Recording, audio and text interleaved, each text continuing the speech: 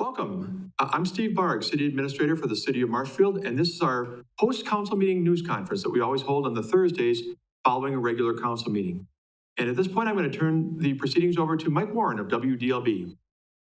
All right, thank you, Steve. Well, there was a lot to cover from this last council meeting, and I'll start with, one of the big items in the city right now is the fact that there's a vacant mayor's office.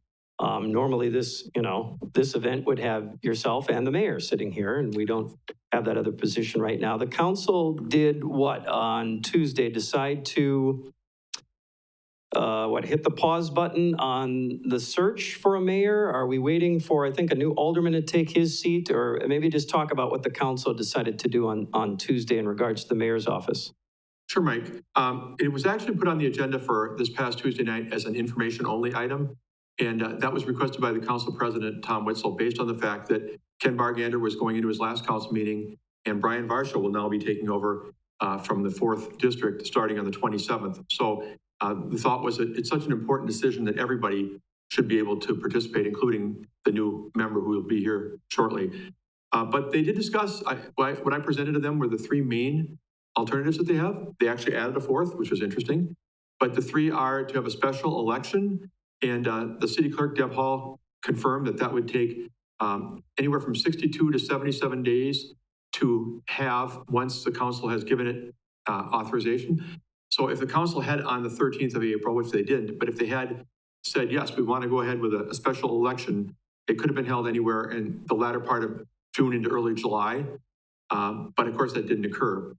The other thing that Deb reported is that's based upon, it's going to cost roughly $15,000 or thereabouts. It would be our share because we're not combining this with any other elections. So where normally we have our part of the cost compared to the county, compared to others, it would be entirely the city of Marshfield. There's nothing else on the ballot in the summer of this year.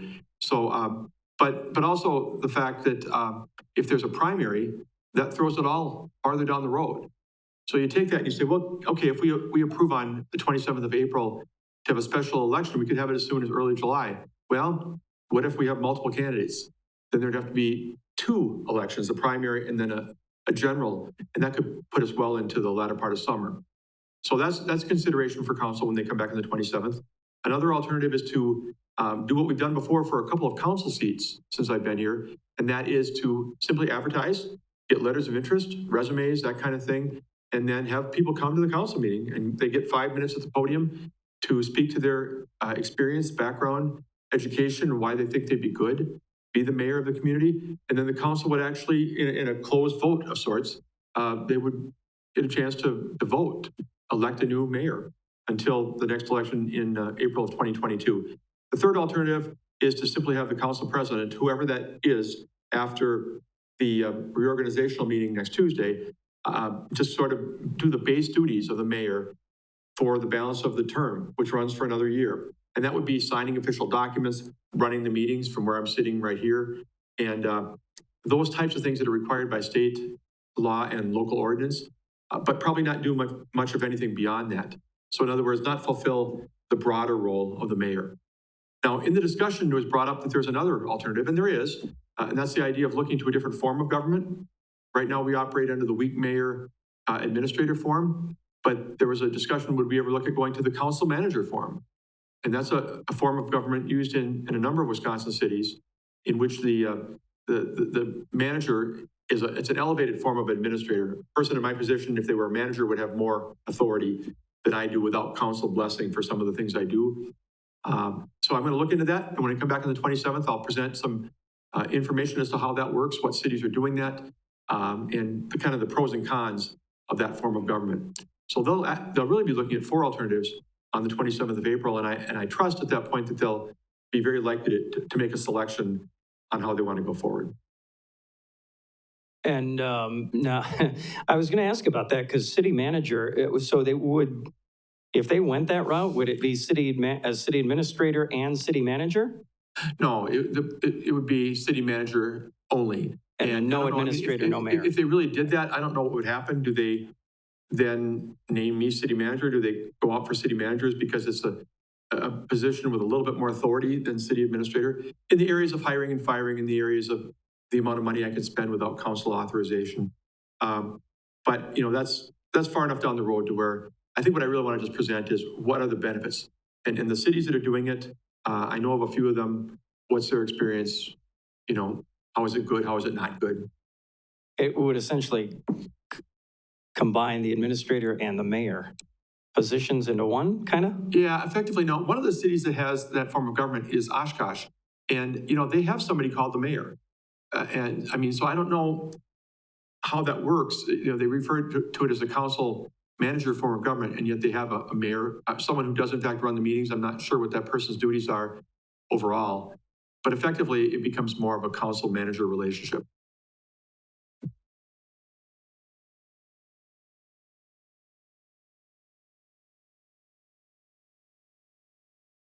Oh, okay. So yeah, city manager hired or elected? Still hired, still appointed, and serving at the pleasure of the council, can be fired by the council at any time as well. Okay.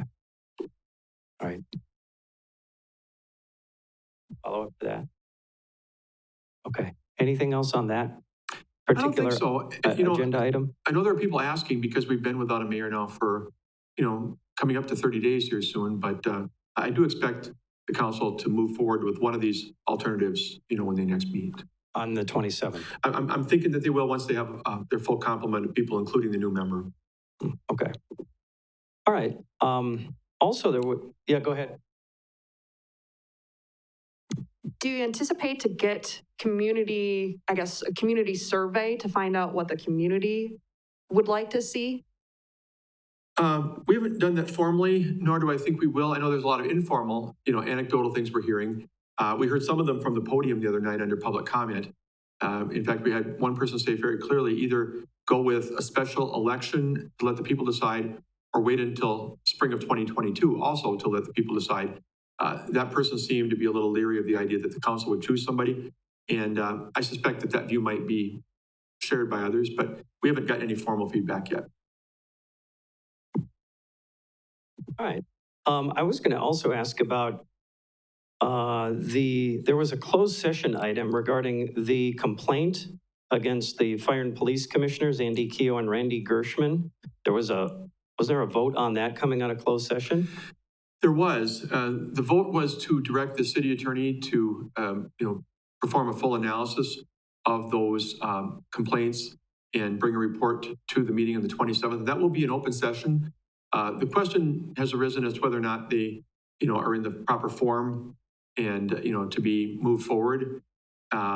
So when we come back on the 27th, look for his report and look for a decision as to what's going to happen next. Don't look for discussion at that time in terms of the merits of the arguments, the merits of the complaint. We're not going to sit in front of people in an open session and talk about these two individuals and what inappropriate type activities they may have been alleged to have committed.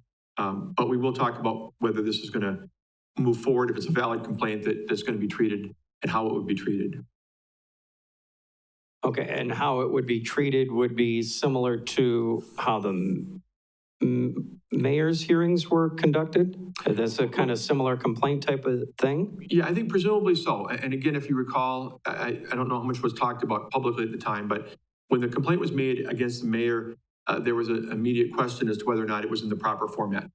We're not all lawyers, but to make sure that it was done in a way there was proper verification, that it could be moved forward under Chapter 17. That's the same statutory reference we'll be using here. And the city attorney's been looking at that. I think he may be in communication with the person who submitted it, and he'll provide a report on the 27th as to what's going to happen. Now, if he says, yes, it's all in the proper format, and I would recommend that we move forward under Chapter 17 with these two complaints, then they'll start talking about where it leads.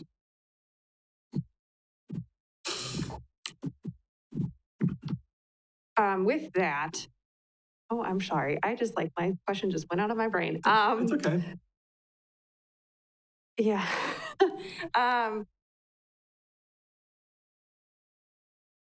sorry. I will have to come back. That's okay. Yeah. I'm glad that I'm not the only person that happens to. So then can I ask about, another position in the city that is currently vacant is police chief. There was a meeting, and I know you were a part of that meeting on Wednesday concerning the police chief's position. As the Fire and Police Commission met, they took, well, there was one actually action item. Pat Zepps did officially, I think, become acting police chief, even though he's been doing the job for 7 or 8 months or whatever. But maybe just talk about what was that discussion regarding that position of police chief. I know you made some comments in terms of, I guess it was sort of a recommendation. Maybe just recap what that discussion was about and where do you think that issue is headed now after that meeting on Wednesday? Sure, Mike. They began the discussion about where to try and take this in terms of finding a new police chief. And our Human Resources Director, Jennifer Rakew, was very much involved in that too. She's made some ideas known to members of the commission. I think a couple things. First of all, everybody wants to get a new police chief on board. We don't want to sit around and dawdle. And yet this is such an important position that how you find him, what the search process is, him or her. The process is very important. You want to get the best qualified individual for the job. So there was talk about, would you get a firm? And I know when I was hired here by the city back in 2011, they had a firm that does that kind of recruitment work. And they led the charge, and they made sure that they were doing all the right advertising where they thought it was best, and what were the interview questions going to be, what was going to be the process for meeting the candidates, the top 5, to evaluate them. Would we hire somebody for, it could be in the tens of thousands of dollars. You might be talking about $25,000, $30,000, $35,000 to hire a firm to lead that process. You get professionals, it does cost money. The other would Jennifer Rakew, our Human Resources Director, be able to lead that process herself? Obviously, she's got a lot else on her plate. I think you know that, but she's very skilled, and would that be an opportunity for us to go it ourselves without paying a supposed expert firm to do it? The other question that comes up is how far do you want to search? And the point I was making that you referenced is, I think that we need to do a fairly robust search for a new chief. I know a lot of times, you got somebody in-house that looks really good, or you think, let's just look around here in the surrounding area maybe. But this is a key point. There's been some concern about the department in terms of what happens, what went wrong here, and where do we go to make sure that we have a leader that's going to be the person we want. I think that the more extensive the search can be, I think it gives even more credibility to the choice that it was done in the most thoughtful and detailed manner that it could be. So I will continue to argue for, maybe the best candidate's internal. Maybe we've got somebody on board, whether it be Pat Zepps or somebody else would be a perfect chief. But I think that we do a disservice to the process if we don't look for anybody that we can find that would be a good candidate to lead this department right now. So I really wanted to put forth the idea of a good internal and a significant external search. How come there wasn't an outline or a policy in place already on how you would approach this? Is it because of the unique situation, or is there no outline on how it's approached? There really isn't an outline. There's not a policy or anything on that kind of thing, and for example, in 2011, when they hired me to be city administrator, the people at that time thought using a search firm was a great idea. If I left tomorrow, they might say, we can do this ourselves. The people that were part of hiring me said, let's do it this way. Let's have these meetings. Let's have the person go through this process and meet with all these community leaders, and then we get feedback from them. The next council might think, that's overdone. Just meet with us for a couple hours and we'll figure out who the right person is. So I think the idea, Chris, is that there's no attempt to limit the people who were in positions of authority at that time as to what process they want to use. But again, I really think this is just Steve Barg, okay? When you're talking about higher level positions like department heads in general, but certainly this key position right now, that you want to look far, and you want to see who might be a good candidate. And it might not be somebody who lives anywhere near the city right now, but it might be the right person for all we know. That brings me back to the question that I forgot. Given that it is 2 police and fire commission members that had that complaint, and I think most people would say that hiring a police chief is a pretty big deal. I guess, how is that going to be handled? Is that going to be, I would imagine this is not going to be something that's going to happen quickly in terms of the hiring process, but how will that be handled if those members are going to be under review?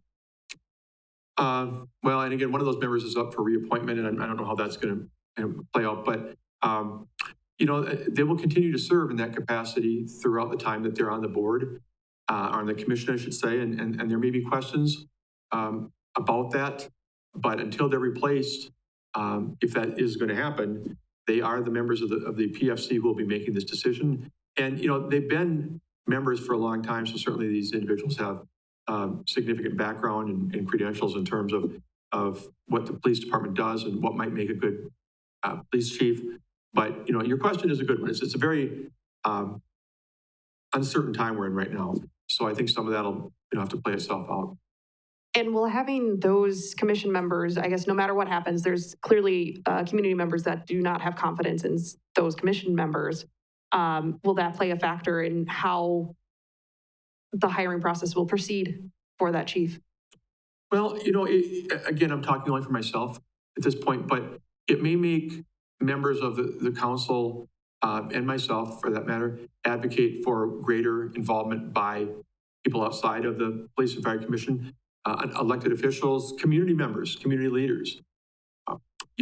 When I was hired, again, going back to my time back in 2011, they had me meeting with all sorts of business leaders in town and community leaders, and they were able to give input on me as to whether they thought that the answers that they were getting from me and the kind of vibes they got from me might make me a good city administrator or not a good city administrator. So you may see a push for a broader involvement and feedback at some level, not decision-making, but feedback from others. And I know it's early, and I'm sure this will be formed, but what are we looking for the city of Marshfield to hire a police chief? What kind of qualities? Wow. Obviously, you're looking for somebody with significant law enforcement experience. You're looking for evidence of leadership. Not just being in a position for 20 years doesn't mean you're a leader. What have you done during that time, whether you were a lieutenant or whether you were a police chief in a smaller community? What are your accomplishments? Have you done some things that are outside the status quo to show that you're, progressive in law enforcement, that you're somebody who can lead and get ideas move forward? You're also looking for somebody who relates very well to people, somebody who seems to be able to work with people. And you can find out from some of the background checks what their experience is, as opposed to somebody who might be, for lack of a better term, dictatorial. That person, besides leading a department, will also be working with all the other department heads. They'll be working with the council and the PFC. So it needs to be a teamwork person as well. Is there any kind of vision, I guess, and direction in the department? And again, this is something that I'm sure you guys will be forming, but any kind of particular direction or model based off of other police departments just to cultivate a particular culture within the department and the community? Well, that might come up through some of the discussions that are held. Again, I'm glad that our human resources director is involved, and I think she's already provided some search processes used by other cities, what they went through to make a good hire. But I think that that's a really good point, and I think that that's something that should be taken to heart. I'm taking it to heart right now, actually. So the other thing I noticed during the meeting of Fire and Police Wednesday was Mike Myers noted the resignation of Jen Meese. So it sounded like, when Randy said, well, let's wait before we have until we have, it sounds like a full panel of commissioners to move forward on this. And since we already have Pat Zepps as the acting chief, it sounded like they were going to take a go slow approach on this. Are there any concerns at the city level about that? Or, do you feel like, boy, I'd rather see you guys get a chief in there sooner rather than later? Or is there any sort of timeline? Is the city pushing the commission to get this done in a certain time frame, or any communication in that regard between the two entities there? I think what you're getting in the sort of the go slow model is just a sense of confidence in acting Chief Pat Zepps. He's been doing it now for 8 months, and I'm glad he finally got recognized for it, got the official title, and getting back pay for the additional duties that he's been taking on all this time. But the ship is moving forward. We're not going to do anything radical. I don't think you'll see Pat trying any bold initiatives, but it's become a little bit calmer for the time being, and I think they want to use that time to try and put together a good search process. Now, regarding Jennifer Meese, I know that Tom Witzel, the council president, at one point, at least in talking with me, didn't want to fill every committee or commission appointment because he thought, well, I'm going to wait till the new council president or the new mayor comes on board. But I think that there's a desire to get that filled sooner rather than later. So expect to see that one filled, I would think, rather promptly, especially given what's already been mentioned in this meeting about the other two individuals. I think we definitely want to be at full strength and have all 5 members, if we can, on that body. And that was going to be my next question. So who's making appointments these days? Normally, this is the time of the year going into the reorganizational meeting. The mayor would be, making committee appointments or assignments or what have you, and then announcing those at the reorganizational meeting.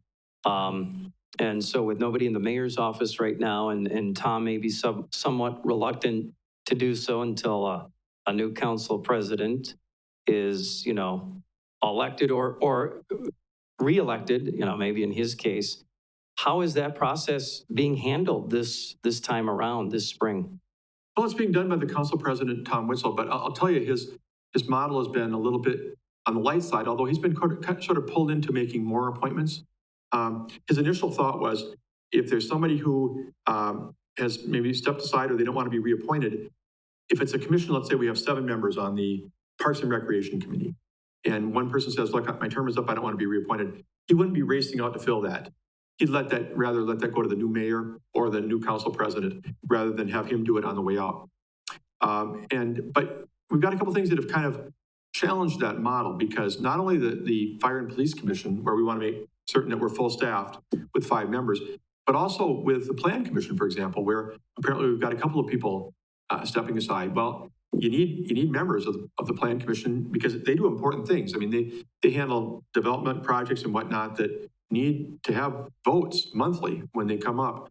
And there's also been the question raised about the council president sitting in this chair where the mayor would normally be. The mayor is statutorily the head of the Plan Commission. Well, can the council president do that? Then that's another duty that wasn't expected when we talked about this model. So Plan Commission definitely needs to have as full staffed as they can be. So I think what you'll see, coming back to your question, I think you'll see that the council president will make a lot of appointments, but he'll probably stop short of those that are not time sensitive. In other words, some of those minor committees, somebody steps off, they don't want to get reappointed, he might let those slide. But we talk about Fire and Police Commission, Plan Commission, some of those, you'll likely see reappointments to keep them at as close to full staff as we can.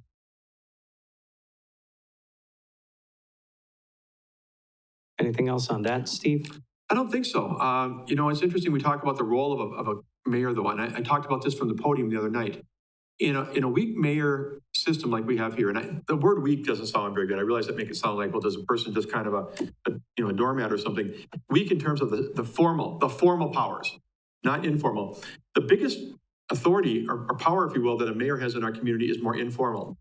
Yes, you run the meetings. Yes, you can veto things you don't like and force the council to override you with a 2/3 vote. Yes, you make appointments subject to council approval. But the biggest authority and the kind of thing that we might go without for a while if we don't have a mayor is pulling people together, off on the side, being a community leader, meeting with representatives of other agencies of government, and being that central figure. That's that consensus building and leadership thing is not part of the formal role, but it's an important piece. Otherwise, that's all I've got. Okay.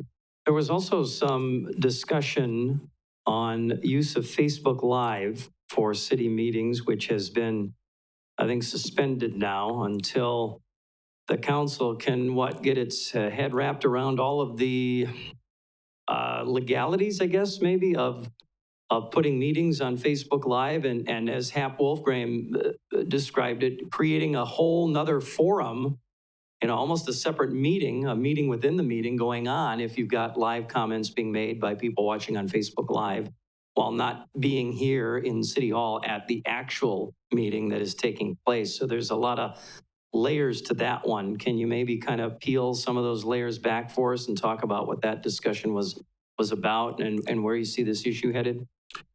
Yeah, Mike, when our new communications director, our first communications director, Tom Laux, came on board in early 2019, one of the things he wanted to do is get us out there on as many platforms as we can. There are some people who would never walk into this room to go to a council meeting. They're just not going to do it unless they're so angry they can't stand it. Even then, they might not come here. So we want to be on as many different platforms as we can. We're out there on the website, the cable TV channel, and those kind of things. But Facebook Live was an idea he had to get it in front of more people. And people do watch this on Facebook Live. They do. We get a lot of viewers from Facebook Live. So it's been a good thing for us in terms of informing the public and keeping them posted on what we're doing. The problem is when they sold the council on this, I say they, I was part of this, when Tom and I, and we talked about the idea that this would be good to have Facebook Live for our meetings. We represented that the comments that come in, that people make, they'd be blocked during the meeting. So you'd be looking at the meeting and you'd see, Bob McManus talking and others, and you wouldn't see any commentary coming at you. Well, it turns out that really wasn't the case. We've been sort of hiding those temporarily until after the meeting, kind of thing. But then when we had the mayor's hearing, I was seeing part of it in my office while I wasn't up here testifying, and I saw the comments scrolling rather quickly, almost like an online blog or forum. So I realized that we had violated at that point the spirit of what the council blessed when they said, no comments, we don't want comments. So I shut it down, and I think some people looked at me kind of funny, like, wait a minute, the timing of this, I thought you were about transparency, and now, you suddenly say no Facebook Live. I wanted the council to make a conscious decision, knowing that those comments are coming on the screen, do you still want to do this? Because that's not what we told you back in 2019 would be the case. We thought we could block it. You can't do it somehow, I guess. So anyway, they've discussed it. It seems like from the other night, some of the council members, even with the comments coming on the screen, still want Facebook Live. They think it's fine. They think for the public to be, entering their thoughts right during the meeting on the screen is a good thing. Others said, no, that's not what we want. That's becoming kind of like I said, kind of an online forum that is distracting or really isn't appropriate for one of our council meetings. The city attorney weighed in a little bit saying, he's not saying that you can't do it, but he said, I've got concerns. Like you said, you are kind of creating a meeting apart from the meeting right on the screen. Now, one of the reasons that the council initially said they didn't want the comments on the screen is because back then, they were actually able to look at their devices during the meeting. We had some people checking their cell phones, looking at their tablets, and the concern was they might see citizens right during a meeting saying, don't vote for that new tax increase. Oh, wow, I'm seeing a lot of comments. I better vote against the tax increase. And that's wrong. That they shouldn't get public comment during the meeting. Well, I'm kind of going out of order here, but in late 2019, the council approved a policy saying none of this. You can't be on your tablet or your phone. All you can be doing is looking at the agenda materials, nothing else. So then that kind of took away part of the concern about comments coming through from Facebook Live. But the city attorney still has concerns, and I do too, about unfiltered and just sort of coming through in real time. Do we want to create an online forum? What if things are said that are slanderous? What if things are said that are, who knows what, that we don't really control? That's probably not something we want to have. So at the end of the day, like several of the items on the agenda the other night, Mike, they moved it to the 27th. They asked for more information. They want to know what cities are using Facebook Live for meetings. And I understand from Tom Laux, our communications director, that more of them seem to be going to our YouTube Live. Because YouTube Live, you can block comments. You can stop comments during the meeting. But I'll come back with a report and we'll see what they want to do on the 27th.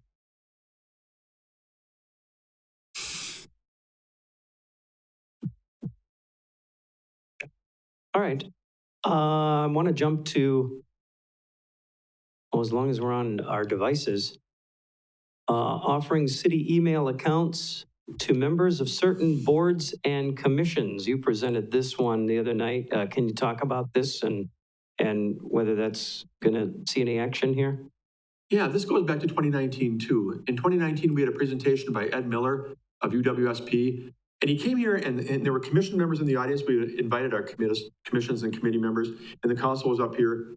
And he talked about base things that people ought to know in government: ethics, open meetings laws, some of those kind of things. But one of the things that came up was the idea of public records. And he talked about the fact that if you have emails and texts, you need to keep these, and these are public records. And of course, we've been talking about these with the mayor and members of the other elected, and appointed officials here for a while. So out of that conversation came the idea, would we want to extend city email accounts to all members of our advisory boards and commissions? And the council 4 months later in January of 2020 decided not to do that, based partly on cost, not a great cost, but there's some cost, and on our technology department, having to service those people, having to work with them and perhaps provide some support. It was just thought that maybe they ought not be engaged in those kind of dialogues on email and texting anyway. Back then, we weren't archiving text either, but now it's kind of come forward. You look at what's going on with the Fire and Police Commission, you look at what's going on with other people getting involved in city government, and you have committee members saying, wait a minute, I might be willing to serve, but are people going to come and look at my own personal email account looking for, I don't like that. I'd like to have some separation. So what I did was I said, okay, for the most part, most of our committees ought not be doing a lot by email anyway.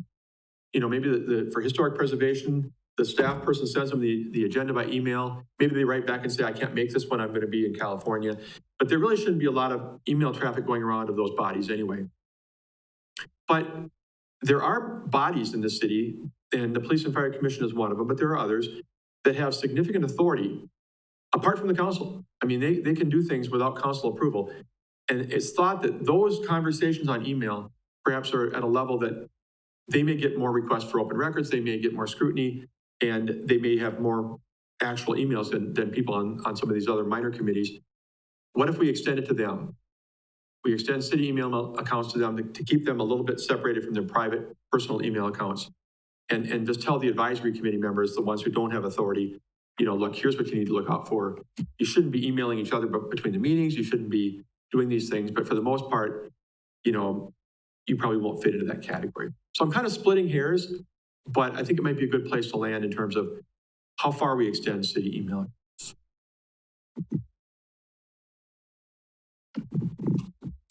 You kind of said it, but I want to just more explicitly say it. Is it at all in response to the records request that citizens made in regards to those police commission members and not being able to obtain those emails? One of the members of the Fire and Police Commission has raised the issue that he'd like to see city email accounts. And he actually has raised it before this ever happened. And he's not the only person who's brought it up, though, to be honest with you. People feel like it's, the idea that someone's going to come to their doorstep and look through their personal emails is daunting. So they'd like to be able to have some separation. But, in part, it was raised by a member of that body.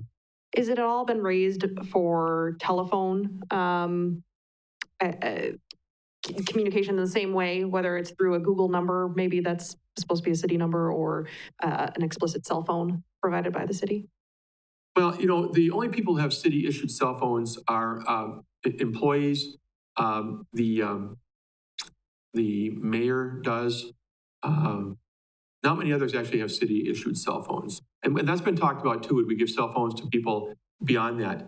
We've historically thought that that's not something we want to do, which means that when we get these open records requests, sometimes people will say, I want all the phone records from both the person's city phone and their private phone.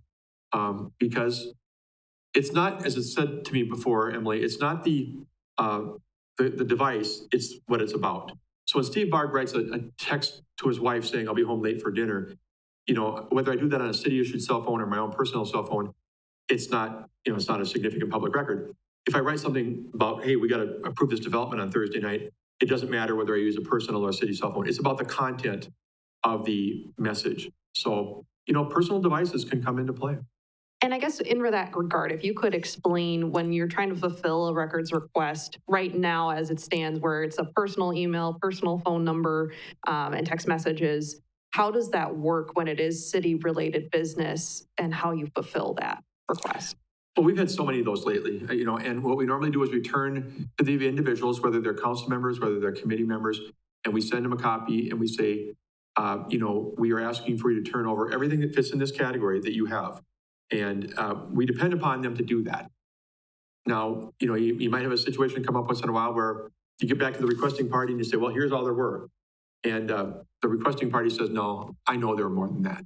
I have reason to believe that there was more emailing or texting going on than what you're giving me. And then we might go deeper into that, and theoretically we could ask for the person's devices to look at them ourselves.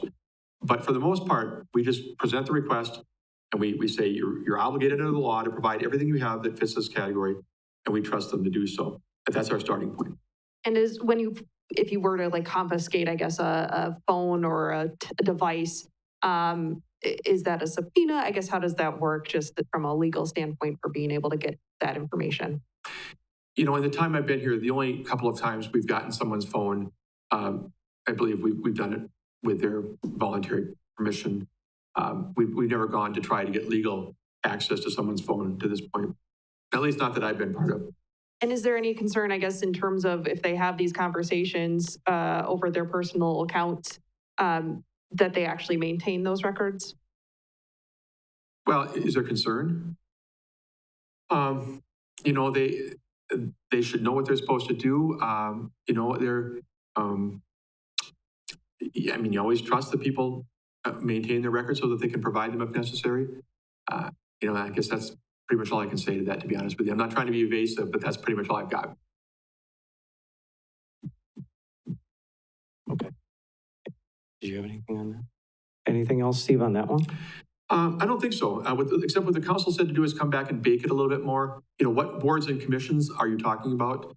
And how would it play out? What's the final cost be expected and that type of thing? But they did seem open to the concept. And I was not certain if they would be about actually saying that there's a difference between the board of review or the fire and police commission or something like that from the Parks and Recreation committee. And they seem to think that there is one, based upon what I said, and that's the authority that a body has apart from the council, and that makes them a source of greater scrutiny. All right, well, and moving on to another item that will probably come up, who knows, it may be on the April 27th agenda too. It seems like it's going to be pretty much the same agenda. The council did vote 6-4 this past Tuesday to keep the mask requirement in place for City Hall and certain other facilities under the city's jurisdiction. So I think you're supposed to come back now with some more information. I know you noted during the meeting that, you know, Wausau Rapids Point all have theirs still in place. They've decided to keep theirs in place for now. Where's that issue going to after that council vote on Tuesday? Let me start out by saying what I think all of you in front of me right now know, and that's the city has never had a mask mandate. And somehow when this has come up again, we've gotten a few people asking about our mandate, you know, and saying that they don't want that, they want to get rid of it, and they seem to think it's a citywide thing. You know, and the city has never adopted one. You know, Dane County has and others have, but when we talk about a mandate, we're really talking about for city facilities, for being in city buildings and that kind of thing. Anyway, I did present to the council that now with the state Supreme Court having struck down the governor's mask mandate, the question is, what do we all do? And that is a question being asked right now by businesses, churches, you know, all kinds of organizations are saying, okay, do we start relaxing? Do we not? And I pointed out some stuff I found out, which was that, like you said, that Wausau, Point, and Rapids are all continuing theirs indefinitely, as I understand it, pending more information that shows we're coming out of the pandemic for their city facilities and buildings. But I went farther than that, and I put a note out on the city administrators network across the state. And I got a number of responses, quite a few, that said that we're looking at it differently. We're saying that, okay, now as of April 5th, the vaccine is available to anybody who wants it. 16 or over, you don't have to show health conditions, you don't have to show anything else. If you're 16 or over, you can get the vaccine. So what they're saying is that they want to pick a period of time, 30 days, 45 days, 60 days, some time period where they think it's reasonable for people who wanted to get the vaccine to have gotten it. Whether that be an employee, whether that be a person who wants to come and visit City Hall, and then use that date. So I was kind of suggesting to the council that maybe we look at that. Maybe we say June 1st. June 1st will be almost 60 days. By that time, you would think that anybody who wanted to get vaccinated had done so. If they chose not to, that's on them. And let's take off the requirement that people wear masks in this building. But the council kind of went back and forth on that. I could tell that there was support from some people to get rid of the mask requirement that night. In fact, I think there might have been a motion made to get rid of it that night. But then there's other people who are more conservative than that, saying, look, cases are coming up again. Look at Michigan. Let's not be talking about pulling this too quickly. So at the end of the day, they did vote to allow me, I don't know if it was a vote or consensus, to direct me to come back on the 27th, talk to the employees. I'd only talked to a handful of employees just to get kind of a feel, but they wanted me to talk to the full range of employees, because they're the ones who are in this building, for example, 8 hours a day. What do they think? How concerned are they about when the mask requirement is lifted? And do some other research from other communities and other health authorities and make a recommendation. Now, if you were to ask me right now what I'm likely to recommend, I probably will come back and say something like I did to you just now, maybe around June 1st or something. We pick a date and say, look, everybody who wanted the vaccine could have gotten it by now. But I'll see what the information points to. I'll see what the employees say. I'll see what other data shows. And I'll come back on the 27th and make a recommendation.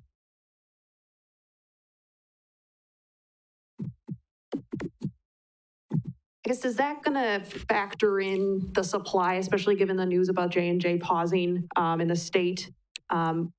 Yes, there's the opportunity for everybody to get one, but with supply and that demand not being able to be met at the moment. That is a potential factor, especially if the Johnson & Johnson one turns out to be more significant even than first thought. Right now, they've hit the pause button for a moment. Or if it comes out that there's, one of the other two has some potential complications. Those things, along with the increase in cases that we've seen recently, could definitely modify this entire picture. Everybody, if you remember back in the summer, I shouldn't say everybody, but a lot of people think that by relaxing too early, we caused it to pick up again as we got into the late summer and fall, and nobody wants to see that happen again, including me. So all the data is relevant, including Johnson & Johnson.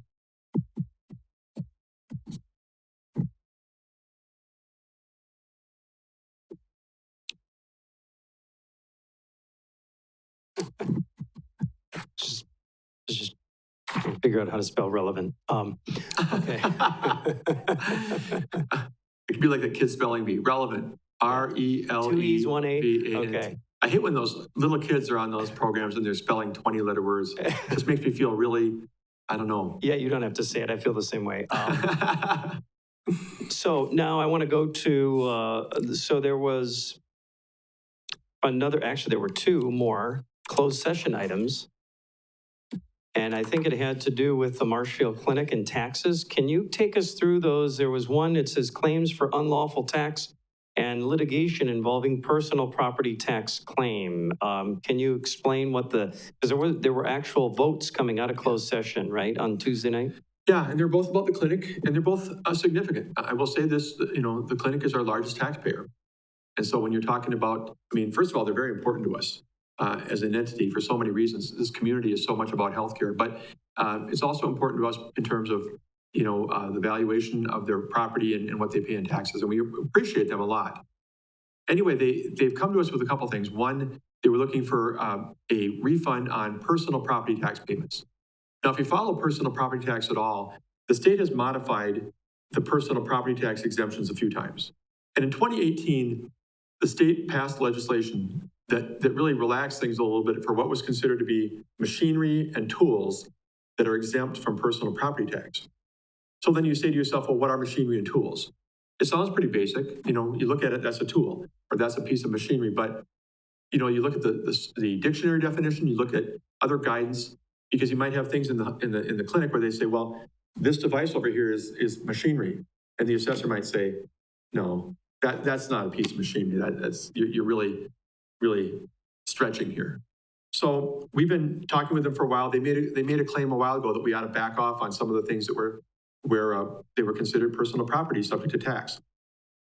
We've been headed down the road toward litigation with them here in the next coming weeks, but we have now signed a settlement agreement with them, kind of a compromise of sorts, that will have the city refunding a fair amount of the money that they paid for the previous 2 tax years in personal property tax. And, in one way, we hate to see the revenue go away. Every dollar is important. The budget shortfall that we faced the last couple of years. On the other hand, if in fact the legislature really did intend for these, pieces of equipment to be considered what they're saying, they're not subject to the tax. If you've heard that ultimately the state is talking about getting rid of the personal property tax, they've been talking about it for a while, and they're saying that if they ever do that, they'll give an offset to make communities whole. If that happens, wonderful. I'll be honest, there's city officials across the state who are a little leery of those kind of comments, because it might sound like you're first going to be made whole, and then a couple of years down the road, it looks like, wait a minute, we're not totally being made whole. But for the day, it's just we're left with the law. And, it was determined that they're probably right on some of these items that they really do qualify for tax exemption. And so, like I said, we reached a compromise to give them a partial refund for the past 2 years. And what was that partial refund amount? It's roughly $200,000. I think to be honest with you, I think the exact amount is $215,000. That's a hit to us.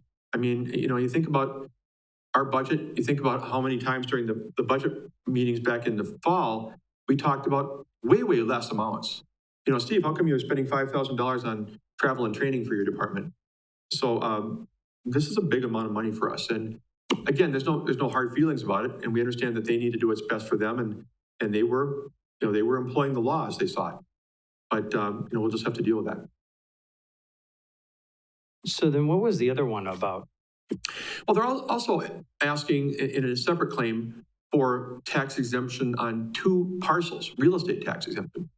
And these 2 parcels are very, very high value. I mean, the assessed value of these 2 together is $111 million. These are the 2 main parcels on which the clinic stands. And, the city has been talking with them, and the assessor's been looking at it, and there's been questions raised about it. And we came out into open session the other day and denied those requests for exemption. That doesn't mean the issue will go away. It may well start heading back toward the same kind of court process as we were going toward with personal property. I've understood that there was something similar that the clinic filed before I came here many years ago, but maybe it wasn't the exact same thing that didn't go anywhere. But, they're going to make the argument that they believe that it's a hospital purpose effectively and that they should be exempt. Yeah, that's a good point. That was before, before they owned it all. That was when we had, St. Joe's, Marshfield Clinic. Yeah. So now that they own that whole campus. So what happened to I was going to say, what it led to was the pilot. What happened to the pilot? Well, was there a pilot at one point? Yeah. Okay. Well, there may have been a pilot for some part of their operation, but a pilot could be an alternative here, the payment in lieu of taxes, but that's not what we're talking about right now at this point.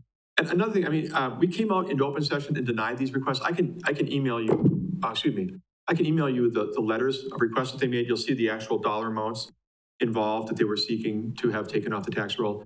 And I'll do that, after this meeting. But we're talking about whether or not they belong tax exempt.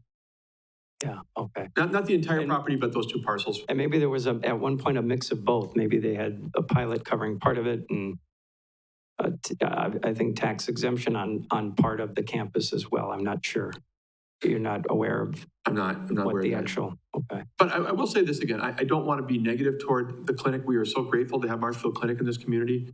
What they do for us is amazing. They're such a vibrant part of our city. And, the healthcare is one of the staples of this community. And they have every right to be asking for properties, whether it be personal property or real estate, to be removed from the tax rolls if they think that it's appropriate under the law. But this is very important to us, obviously. It's important to our tax base. It's important to our finances. And so, we're certainly looking at this very closely. Anything else, Steve? I don't think so. Those really, I think we've now covered the 3 motions that came out of closed session. Okay, that's all I had. If I can just touch real briefly on the meeting on Tuesday night. Okay. Because I've had people say, well, why don't you add some of these to Tuesday night's meeting? We try really hard to keep the organizational meeting as clean as possible. All it's intended to do at 6:15 on Tuesday, April 20th, is for the new council to be seated. You'll see everybody getting the oath of office, including the returning members, will take the oath of office from the city clerk, Deb Hall. There'll be appointments to committees to the degree that the council president feels comfortable making them. There will be the election of a council president, which may not be Tom Witzel anymore.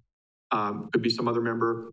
And all those housekeeping things. But the whole meeting will probably take all of 30 minutes. And we try really hard not to put other items on there. So that's why the items we're talking about now, because I've had people say, why can't you put them on for the 20th? We normally don't do that. We normally try to make that what it's supposed to be and keep it fairly clean.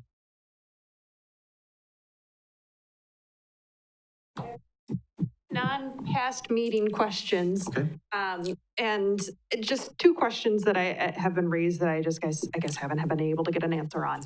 And they're in regards to the handling of the police chief's resignation. So first, I guess, can you explain why the women in the complaint that was part of the charging document to start the process to have the police chief resign, why they were not consulted about any of whether or not they'd be willing to testify or comfortable testifying in his hearing before that decision by the council was made, that citing that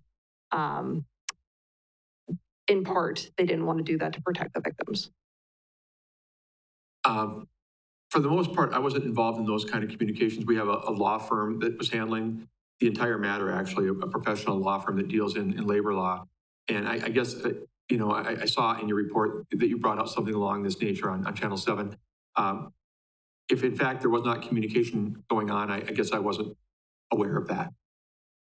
And then the other thing is, again, part of that, what was mentioned in that decision for the resignation was that this behavior would not be acceptable going forward. I guess I've seen in other police departments, as well as within the Marshfield Police Department, people fired with less, I guess, accusations made against them.